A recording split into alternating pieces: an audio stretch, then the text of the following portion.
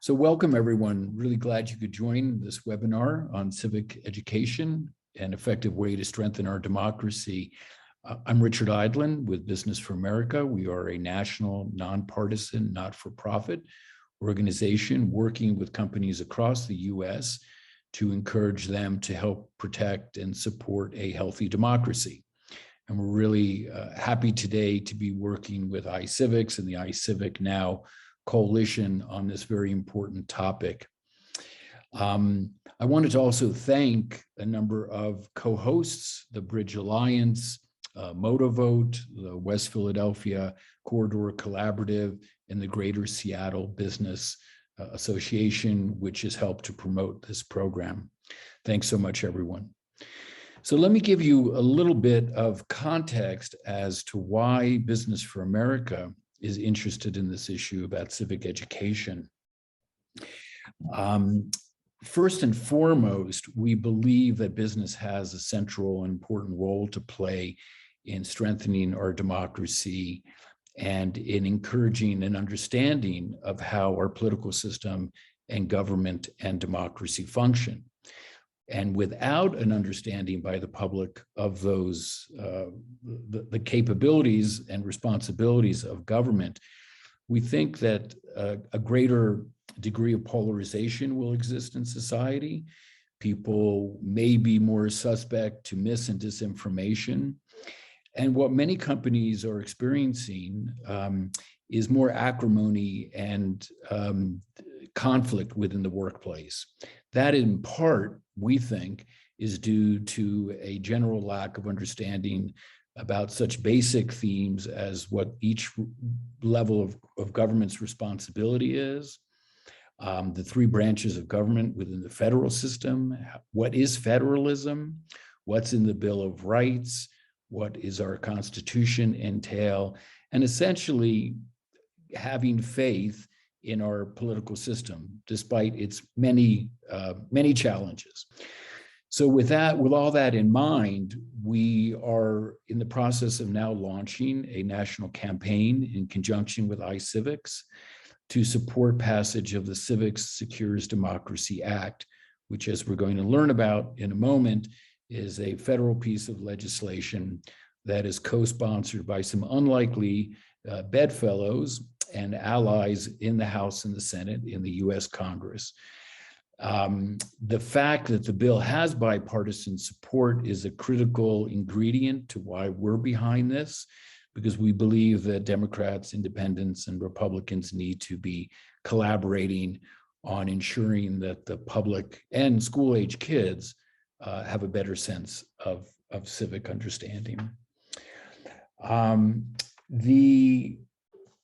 I'll just briefly mention that within the context of the legislation, and Louise Dubé is going to focus on this, that there are some key provisions in the legislation that deal with civic knowledge, which is history, heritage, civic life, and civic institutions of the US, civic skills, which is the ability to analyze documents and determine the reliability of the sources, civic disposition, which are the values that we hold near and dear in our democracy, including appreciation for free speech, tolerance, and inclusion, and respect for one's views that may differ from our own.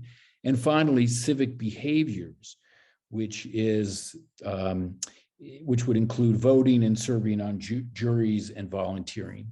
So all of those elements are part of civics in our life.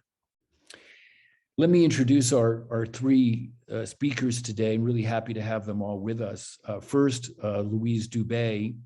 Louise is the executive director of iCivics, which is the nation's leading provider of nonpartisan civic educational materials and resources. Louise has been in that position since July of 2014, but she's been interested in the power of education since the early 90s, when she was the co-founder of a New York alternative to incarceration program for youthful offenders, where education very much helped to reshape their lives. She's also helped to lead several growth organizations that make and deliver engaging educational technology and digital media. Most recently, she was the managing director of digital learning at WGBH in Boston, Louise, is that correct? Okay, great radio station, television. And Louise began her career as an attorney in Montreal, Canada. We're also really happy to have Chuck Dunlop. Chuck comes to us today from Indianapolis, where he's the executive director of the Indiana Bar Foundation. And in that role, he oversees the day-to-day operations and programs of the foundation, including a number of important civic educational programs, including We the People and the Indiana High School mock trial program. And our third presenter is Jerry Zimmerman. Jerry is in Chicago and is the Senior Vice President for Government and Industry Relations with Allstate Insurance, an organization that has 40,000 employees spread throughout the United States and another 30,000 agents. Prior to Jerry's role in government relations, he was the corporation counsel for 7.5 years for Allstate, and also spent 9 years with the American Property Casualty Insurance Association, a national trade association. So thanks everyone so much for joining us today. And Louise, let me start with you. And civics education, as I described, is a broad topic, and there are certainly a variety of programs that exist across the United States. But tell us, if you would, what is the Civics Secures Democracy Act? Why do we need it? What is included within the legislation? And a little bit about the funding stream, because there's money allocated, or that would be allocated, and who would get that money and what might they use it for? Great. Thank you so much, Richard. First of all, thank you to Business for America. Really appreciate the interest from the business community in this issue. We think it's critical to our survival as a nation, really. It's that critical. So first of all, Civics Secures Democracy, what is it? It's an investment in civics to secure our democracy, just like the title indicates. As Richard pointed out, there's an enormous amount of divisions in our country. There's anger, there's distrust, there's intolerance on both sides. And that poses serious challenges, both for a business environment and also for a democracy, or constitutional democracy as we have defined it in America. We are feeling the pressure from authoritarian regimes. Let's be clear, we're seeing that all over the world. And there is an urgent need to step in and defend the system that we have, that we value so much. And that is why we're here. The best way to make an investment to secure our constitutional democracy is through young people. Those are the people who are going to inherit where we are now. And that is why we need to urgently train them to actually take over this constitutional democracy. So that investment, the Civic Secures Democracy, is civic skills, knowledge, and disposition just to function in a business environment and in our constitutional democracy, which really hasn't happened for decades. We have to be clear, we have not invested in civic education for decades and decades, and we're seeing the result of that now. So what is this bill? $1 billion. It's mostly to go to schools for educational programming and training of educators to do a good job in history and civics education. Richard mentioned some of the skills. We're talking here about very specific stuff, like how to detect disinformation. I think that's really important. How to work with other people you disagree with, right? It's not about people you agree with. It's working with people you disagree with, and the basics of how our system of governance works. Who do you go to if you want to have a light changed in your community? That's really important to know who you should go to. So those are basics. How will it work? Most of the funding, $585 million, will go to states. most of that funding, 95% of it, will go to school districts and schools directly in your community. All the state needs to do to participate is to agree to participate in a sampling test called the NAEP, it's the Nation's Report Card in History and Civics, to see whether the investments that are being made at the state level are going to produce a result, so increase in civic knowledge. That's it. These are not student numbers. These are just at the state level, we look at that.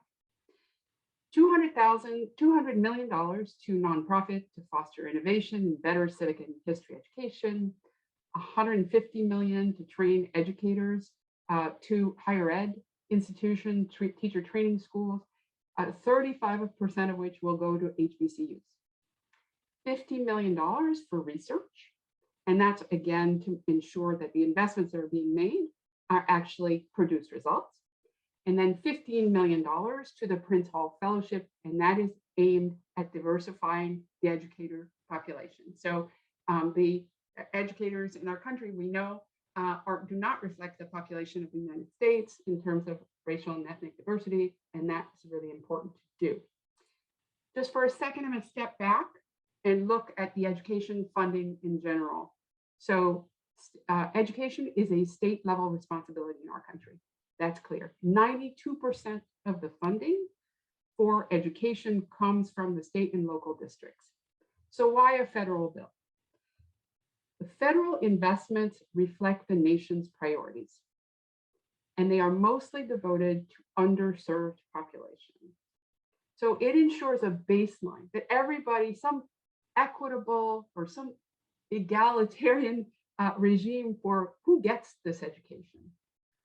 So for example, we spend as a federal government $50 million, $50 per student per year on STEM education. Why? Because it's important for our nation to be at the top of all nations in STEM, right? It's really important to us that our kids be educated in STEM. We spend right now 5 cents on civics. And I think while we're, even with the $1 billion, we're only going to get to $18 per student per year in civics, right? So it's not even on the same level of funding, but it's still an investment in the underpinnings of what makes our country work, which is our system of governance, the rule of law, and those basic things. So and most of that money and most of the issue that we have in civic education is about equality. It's that a lot of high income districts get a lot of programming, debate clubs, all these things, a documented difference. And really the issue here is whether poor kids will get access to this education. That is why there's a role for the federal government in this issue. I can assure you that this bill would make an enormous difference to educators' lives on the ground. I think Chuck will talk about that from a state perspective. It would change the landscape of how seriously schools can take this issue in their programming. We have documented a drop in time spent on civics in history education that's quite substantial over the last few decades as tested subjects have become focused on, because that's what the numbers that parents look at, but they also need to look at this. So this would restore a little bit of balance to that equation. So that's why we think it's important. That's why we think the business community has a direct interest in protecting the kind of system that will allow the business community needs a reliable system that produces reliable outcomes in stable environment and more civility among people. So let me just say that PACE, which is Philanthropy for Active Civic Engagement, just released a report. They can document that students who have received civic education are more likely to vote by big margins. The same is true for civility. So if you look at how folks who have gotten a civic education, look at the term civility, by 63% of adults who have gotten a civic education think that civility is a good thing. But unfortunately, those who didn't only 37% of them think that's a good thing. I think we can't live in a world like that. We can't function in a world in which we don't look at other people we disagree with civility. So this is a question from Alexis Bechtal at Levi's.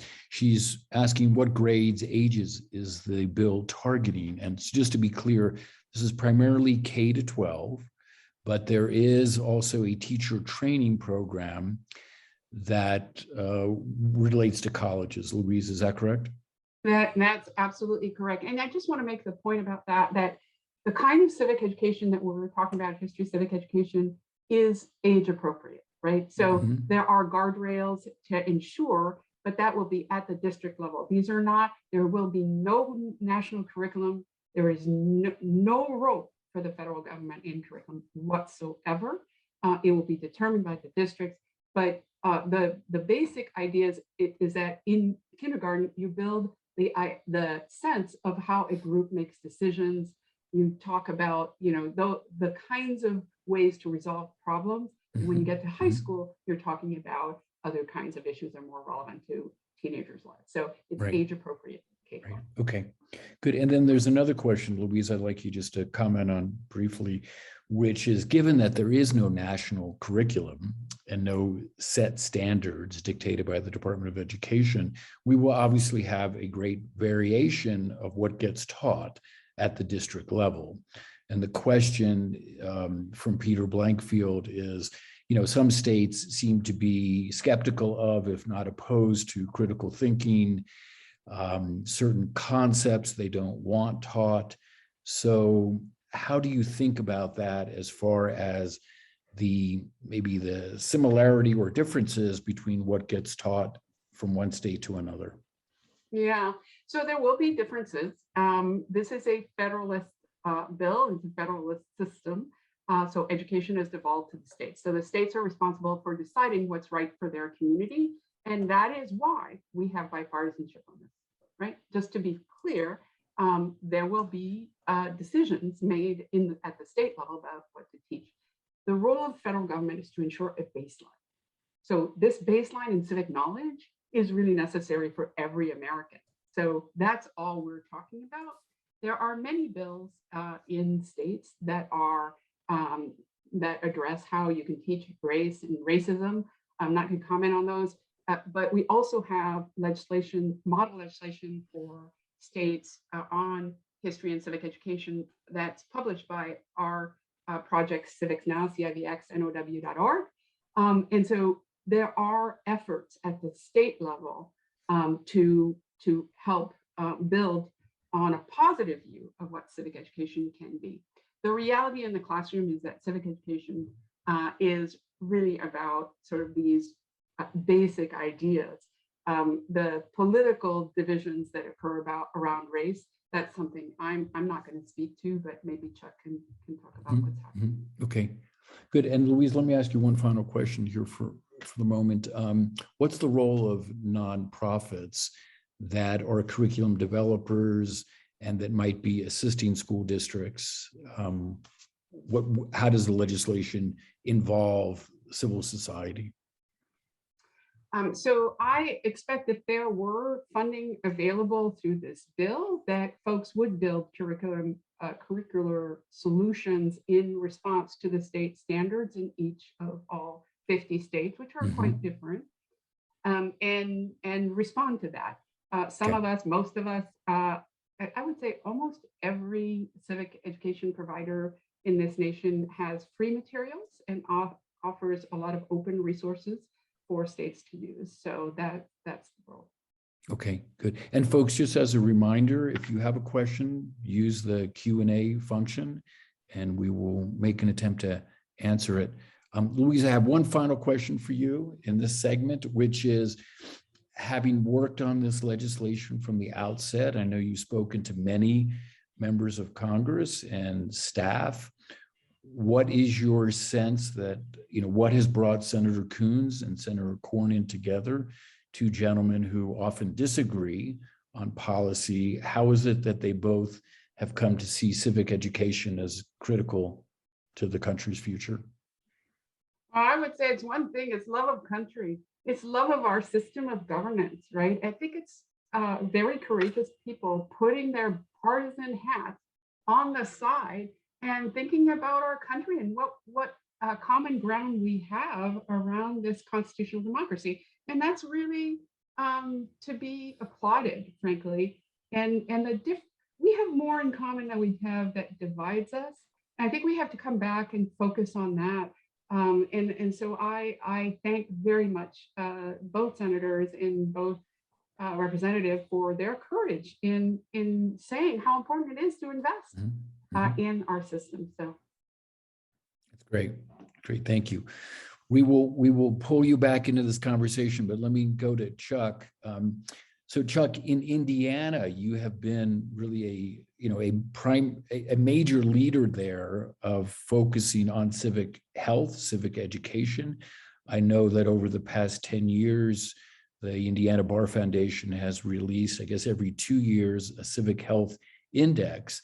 And this is something that you think a lot about for, the economic competitiveness and within the state and in general, encouraging civility.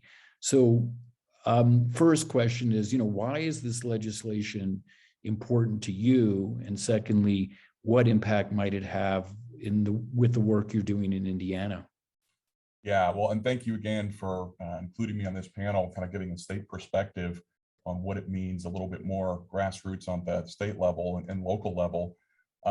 One of the challenges, and really Louise kind of mentioned the big number, the $50 for STEM, 5 cents for civics, that's at the federal level. We have some state funding and we have some state support, but the resources just are not equivalent. And I think we are where we are as a country because the investments haven't been made that, frankly, I think we need to make more of. And that's what this legislation does. So sort of on the macro view, I think getting additional resources to states, and Louise explained how the legislation will do that, would be really effective. As far as sort of what we are seeing in the state of Indiana as one of 50 states, we see a lot of what people are seeing nationally. And when we do the Civic Health Index, as you described, we have partners from around the state that help support that. And we come together and we work with the National Conference on Citizenship. So we get data from the Census Department and others, and look at essentially how Indiana is doing as compared to our peer states around the country, and where we have strengths and where we have weaknesses. And we've been doing this, as you said, for about 10 years. And we have some strengths, and we certainly have some areas we'd like to improve on. And voting, at least in Indiana, is one of those that we really need to work on improving. And so, again, as you said, we've been doing this for about 10 years, so we have a base of data. And in the beginning of that, we really said, okay, this is interesting data, we'll share it with people. But we didn't really have so what do we do about it message. And in the more recent versions of the Civic Health Index that we've done, we really have identified 2 main areas that we think will sort of move the needle on improving at least Indiana civic health. And that is voting participation as well as civic education. So as a follow-up to that, we had a civic education task force, which brought together business leaders, not-for-profit, government, educators, as broad a group as we could, to come up with some recommendations. And then really last year, we were fortunate to have some of those recommendations put forward and actually enacted into policy, one of which, and the main one that we're excited about, is adding a semester of a civics class semester in middle school. We have one in high school. And really, when we did the task force, we had data from, we did surveys of teachers and things like that. It's stunning, you don't get civics if it's not taught or if it's not prioritized. And unfortunately, that was the reality. This gets back to, the issue too, if it's not tested, it's not taught. So there's so many pieces to this, but to get a mandated, mandates don't always, the M word is not everybody's favorite all the time, but to have a policy that says civics is important, and it needs to be important at the middle school level as well, and to have a dedicated 1 semester course, certainly in my mind is not too much to ask. And in fact, we'd love to get a whole year, but the point is we're making progress there. And those are the kinds of things too. Once you have that, you can build on it. I'll say one other piece that it relates to the legislation. We also found from the work that we've done, a lot of the teachers aren't getting this in their preparatory, development at college level. So they come out, they may or may not be feeling that they're prepared to be able to teach it. So that's a challenge as well. And so professional development that could be used through some of these federal funds would be really, really important. And then to take it just one more step down to the sort of the elementary school level, because that everything's all together there. You don't have a specific class. In our surveys of teachers at the elementary school level, they indicated, let's see if I can make sure I get the actual data. They have 56%, I should say 65% as spend less than once or twice a month on civics. And then when they do teach it, 56% said it's less than 20 minutes a day. So they're just not getting it at the elementary school level. And so that's another area. And Louise mentioned, you might think, well, elementary school, they have plenty of time. It starts early, and the earlier the better. And the more you can instill those sort of, activities and expectations, the better it's going to be. And again, just one more thing, I kind of feel like, what Louise said, because we've done surveys and academic research on some of the civic education programs that we administer here in Indiana, and a lot of those same things just are shine through, become more tolerant of opposing views, respect the rule of law, more active, more likely to be engaged in voting and participating. All of those things. I don't want to say it's a cure-all, but it certainly is a huge help to some of the things that I think we're facing as a state, country, a nation, around the nation. So, and Chuck, so you actually have some evidence to suggest that the curriculum as offered is having an impact? We do, and again, it's great to do it, but it's even better to know what you're doing is making a difference and you have results. And we've been able to, we had some federal funding in the past for some of our programs, and some of it was eliminated, frankly. And so we were fortunate enough to go to the state legislature, and we're not always going to government. We have private support for businesses, nonprofit donors, et cetera. But we have it's significant, but in the scope of things, support from the state government. There's definitely more of a commitment that we're hoping to be able to make. It's certainly at the federal level as well with this legislation. Right. The need is there, and the resources will be well used if we can support that. Right. And you mentioned that the business community in Indiana has played an important role in promoting this legislation. As you think about it, what has prompted business colleagues of yours to get involved? We're fortunate to have some wonderful, large, middle, and small size businesses that are great corporate citizens, and they care about their community for any number of reasons. First of all, they're living in this community, in this state, in these, in parts of Indiana, but they have to have a workforce that can support what they're doing. And so, yes, there's a self-interest for all of us, right? I mean, we all want to have these things as a citizen, as a member of a society, but from a business perspective, it didn't take us much to make the case to them. They saw it, the Chamber of Commerce, all of these folks really joined with our coalition and our effort to make some of these policy changes happen. And they understand the importance of it. And it's the Eli Lillys and the Cummins and Anthem and folks like that, the big ones. And we had another national foundation, Lumina Foundation, that happens to be in Indianapolis, focused on education. They've been strong supporters as well. So, and then there's the philanthropic community, et cetera. So it's a message I think people are responding to, and building that broad coalition and that broad support to make the case federally, I think is a really important part of this as well. Great. Yeah, I just want to highlight that workforce development issue that you cited, and I'm going to ask Jerry to comment on that in a moment as far as it affects Allstate. But Chuck, one last question. Given that you said one of your primary objectives is to increase turnout, get more people to participate as voters, there's a question from Mike Koenig about how the curriculum might relate to elections, given that there's tremendous mistrust and misunderstanding about how election systems work and what the role of the administrators are and the Secretary of State. Is that something you're grappling with in Indiana?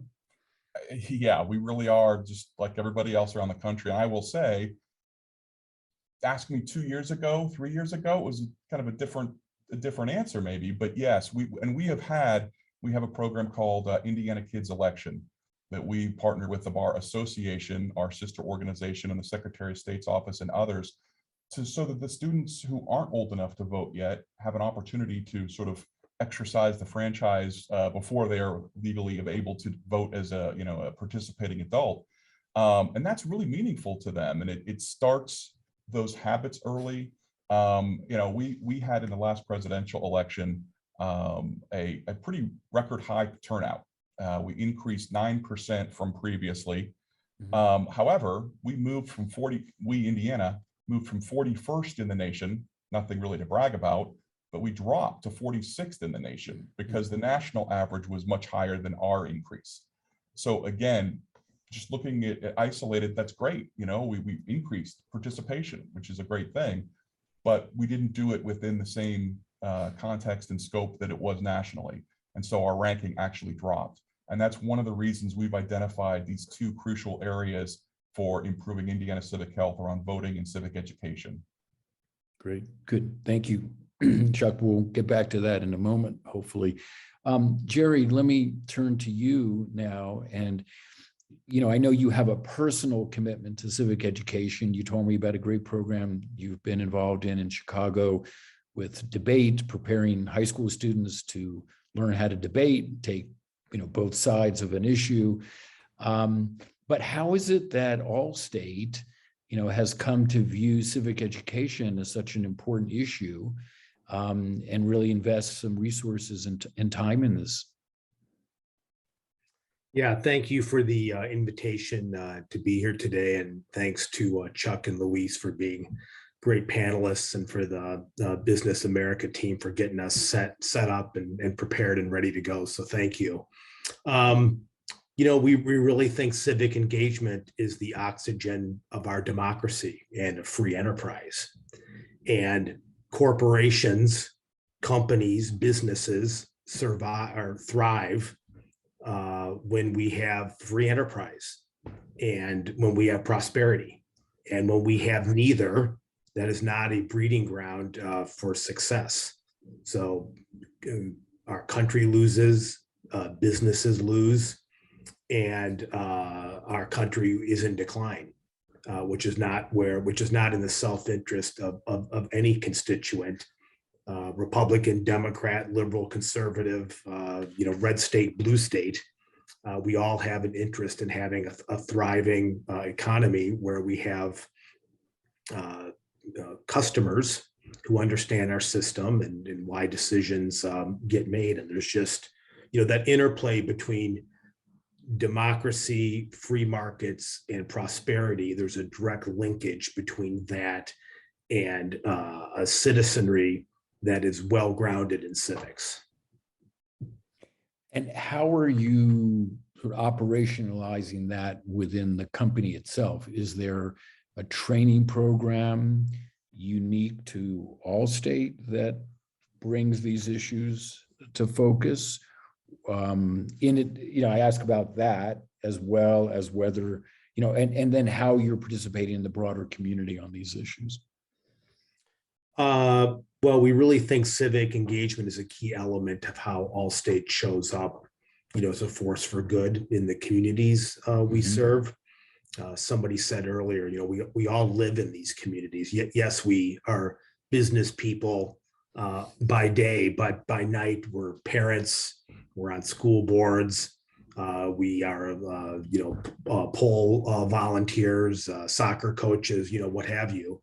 So we all have an interest in strong communities. And at Allstate, we've done a number of things to kind of put our money where our mouth is on this. We give people time off to vote. I mean, many of our employees are, hourly employees, and that's really meaningful to have time off to go vote.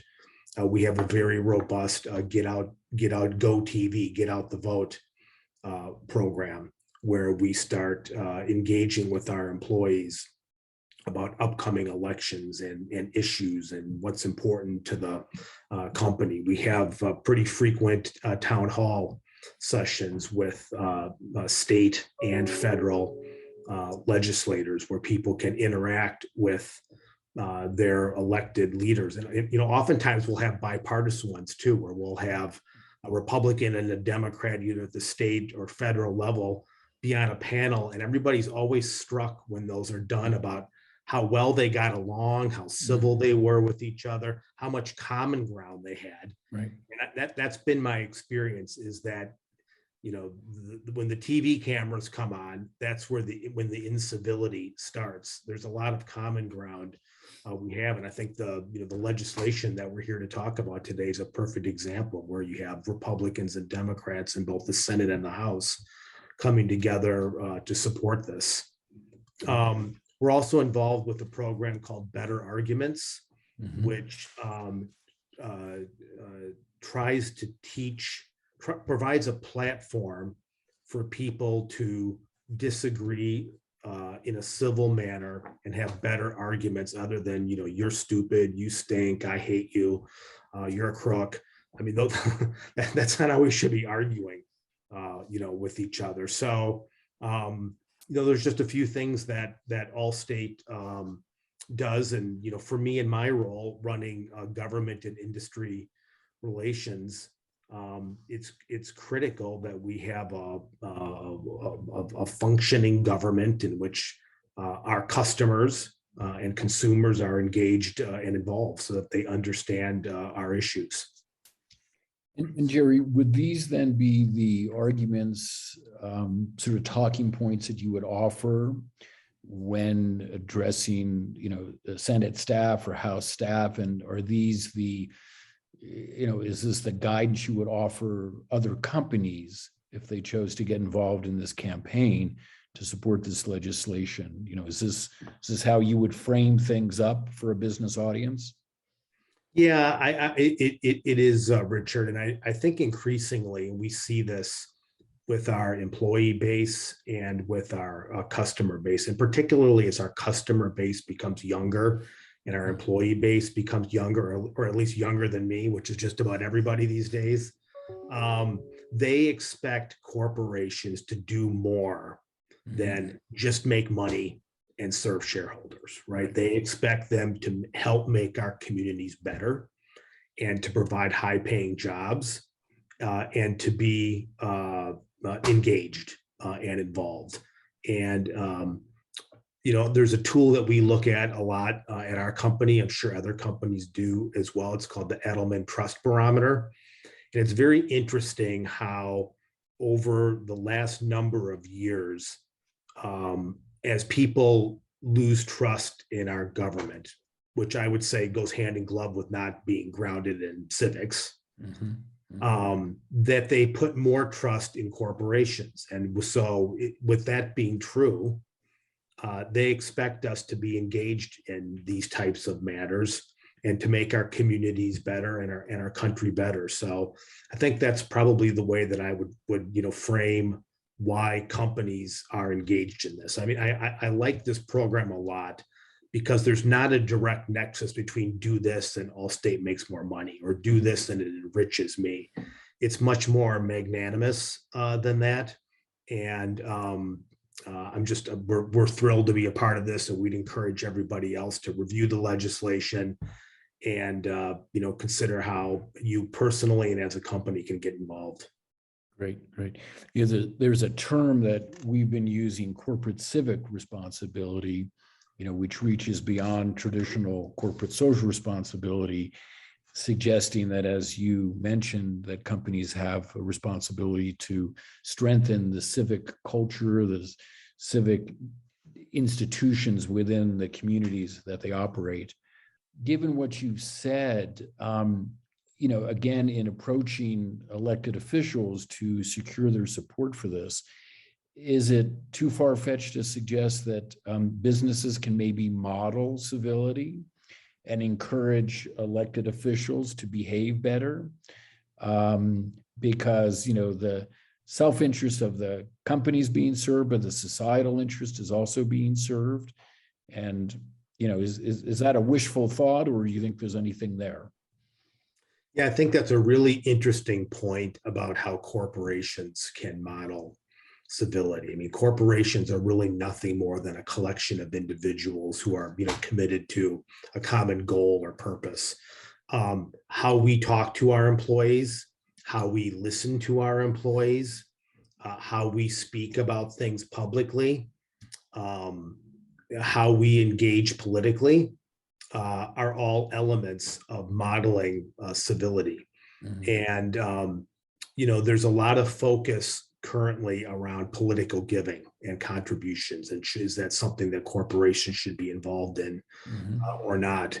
And it's an element of engagement, and in our view, at least, it's important to be bipartisan in our giving, and to give to those at the state and federal level who demonstrate civility and a desire to reach across the aisle and work with others with whom they disagree. There is no such thing as a perfect elected official. That unicorn doesn't exist. Maybe it's George Washington, I don't know. We are never going to agree with an elected official on every single thing they stand for or every vote they take. But when we withdraw and retreat and don't engage, we don't think that models civility, and we don't think that's productive. So those are some guiding principles that we think about as we engage. Yeah, that's very helpful. Louise, let me come back to you and get a few more details about the legislation. So the funding, in these days of tight budgets, you mentioned there was $1 billion in federal funding, and that is new money. Is that correct? And that money would be distributed by the Department of Education, right? So it's $1 billion a year for 5 years. For 5 years, okay. Actually was scored zero. So it is, while it's new money, it is from unallocated COVID funding. So that's the current pay for it. So that has gotten us more support from fiscal conservative folks. So we're, I think we're happy about that. And so yes, and it is distributed, but there is no discretion in the distribution to the states. So the distribution to the states is really only based on whether the state agrees to participate in this tracking formula for impact. So whether their students will participate in the sampling test for the national report card for history and civics. By the way, so people understand, students perform the worst of all on history and civics. The proficiency level in history is 18% and 23% in civics for the last administration that occurred. So this is a felt need, right? It is sort of documented that our students are not performing well. And when you say they perform poorly, can you give us an example of what is a common misunderstanding or wrong answer on these tests? Oh, it's pretty basic stuff. The branches of government identifying misinformation in a I just recall one of the NAEP item tests is identifying misinformation in a cartoon. It's pretty really basic stuff. This is only civic knowledge and civic skills. So on history, on American history, it's even worse. Good. There's just no other. So say more about the legislation's effort to address underserved communities. You referred to that a little bit, but I know that's a priority within the bill. And so say more about how the bill would seek to accomplish that. Yeah, it really is the role of the federal government, right? So most of the funds, so I talked about the education funding pie, it's 92% from the state and local. The 8% that the federal government spends is really mostly spent on a couple of funding mechanism, one of which is to try to addressed income disparities through a program called Title I. Both provides free lunches, but also additional funding for school districts that have high poor populations.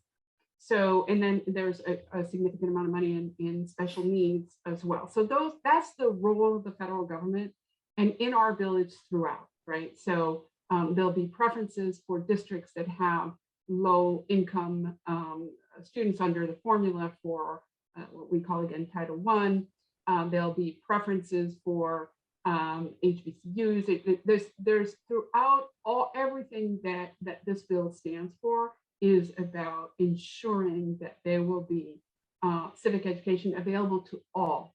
And where the problem really is in underserved communities.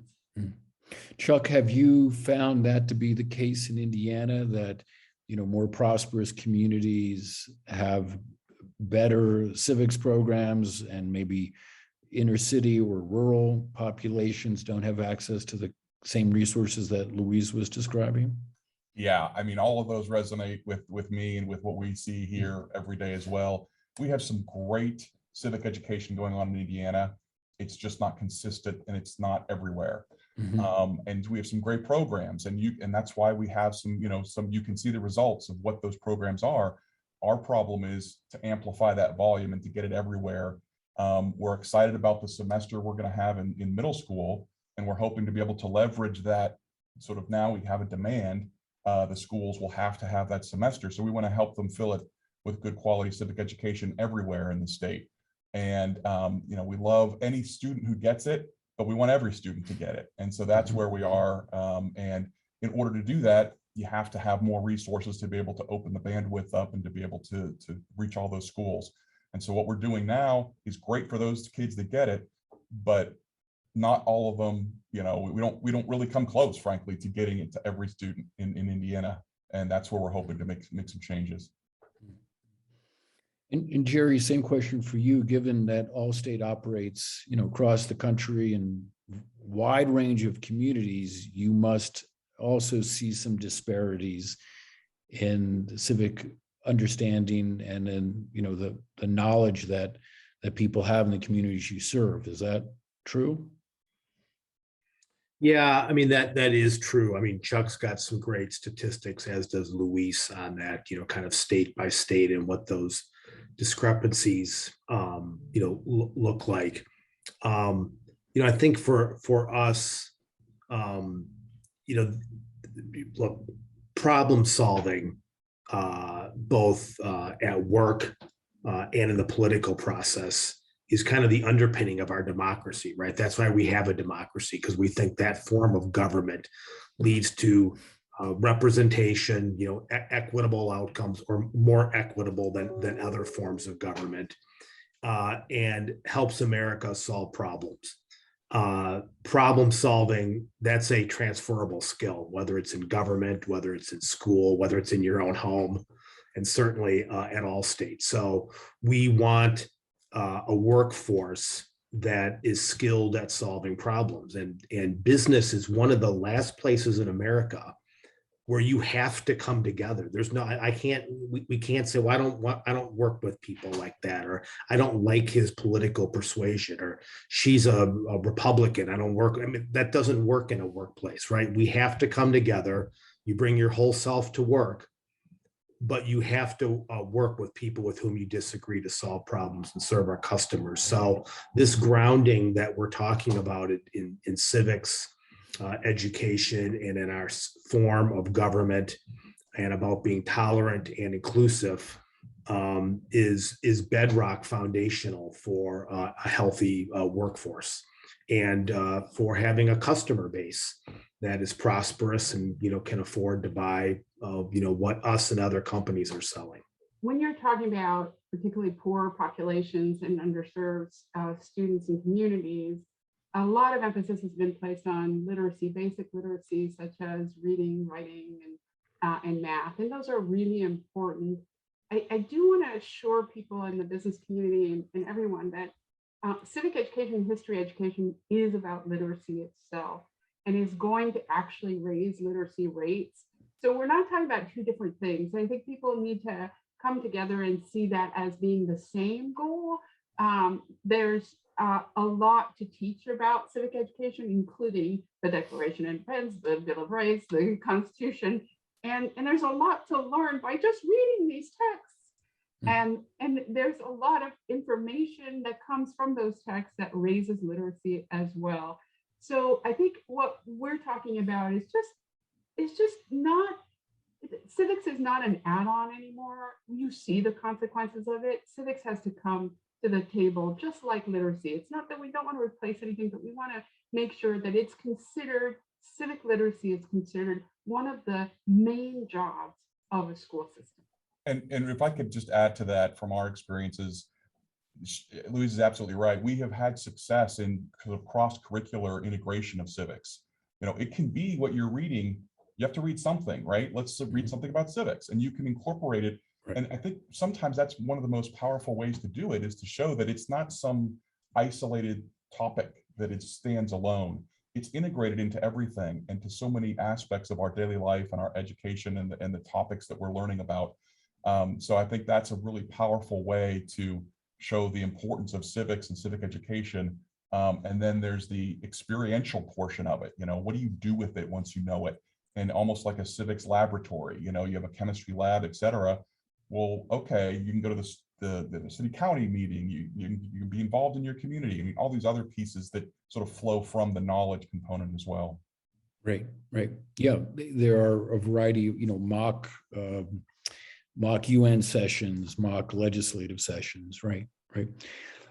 Louise, let me ask you a different question. I was, in reading through the bill, I was really intrigued with this idea that the curriculum would also focus on constitutional democracies globally, and that another priority was identified as understanding American political thought and history, which included significant constitutional, political, intellectual, economic, social, and foreign policy trends and issues that have shaped the course of American history. So, one of the critiques that people make about, I guess, the American school system is, not only do kids often know nothing about their own country, but they know less about the rest of the world. So I found it interesting that the legislation, again backed by Republicans and Democrats, is thinking about constitutional democracies across the globe. So can you say anything on how that came to be and the importance of that? Yeah, so just to get technical for a second here, this is the incorporation of the USA Civics Act, which has been in Congress for some time, and focuses on those kinds of issues. We just want to be careful a little bit, like the standards by which students learn are determined by states. Mm-hmm. So that would then have to be reflected in the state priorities to do that. I think it's become abundantly clear that we don't live on a little island here. We do live in a bigger world where these forces against and for and against constitutional democracy, particularly in relation to authoritarian regimes, are pretty strong, and they're everywhere. And that we need to understand where we stand as a nation versus those, and what an authoritarian regime stands for. So I am really concerned.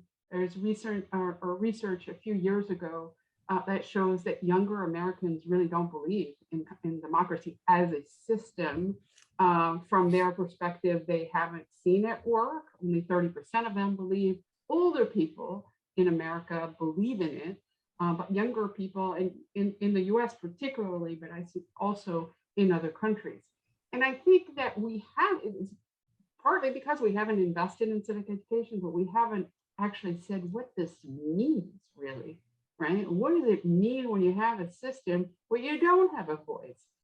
That should be frightening to all of us. So I think we have to go into this and focus on how we as a nation differ from other nations and what the foreign relations means. We have a game, iCivics has this fantastic game called Convene the Council with the Council for Foreign Relations. I think those are the kinds of emphases that we would need to restore in the classroom, but that is mostly a state responsibility. Mm-hmm, mm-hmm. Jerry, what are your thoughts on that? You know, as you as you think about the national scope of Allstate, but also, you know, the property and casualty insurance industry is global. And you made a comment to me when we spoke about, you know, insurance being the lifeblood of democracy. I'm misquoting you somewhat, but, you know, suggesting that it demonstrates faith in the future. So how do you think about this question that Louise was just commenting on?